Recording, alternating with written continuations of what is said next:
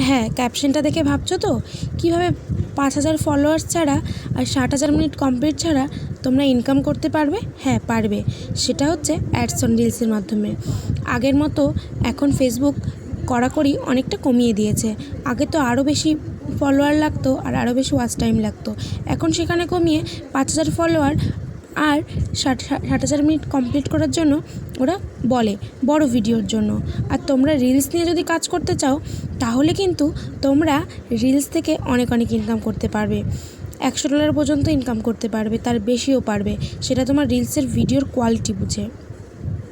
শুধু reels upload করতে হবে দিনে 4টে থেকে 5টা করে, তার মধ্যে যে কোনো একটা অবশ্যই ভাইরাল হবে, একটু ধৈর্য ধরতে হবে।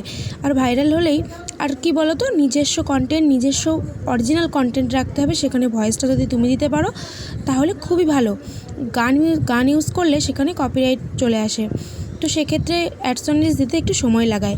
সেজন্যে তোমরা কি করবে, তোমরা কিন্তু নিজস্ব ভয়েস দেবে, দেখবে খুব তাড়াতাড়ি অ্যাডস অন রিলস পেয়ে যাবে।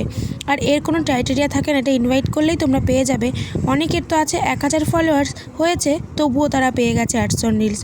এই জন্য তোমরা চেষ্টা করো, ঠিক তোমরাও পাবে।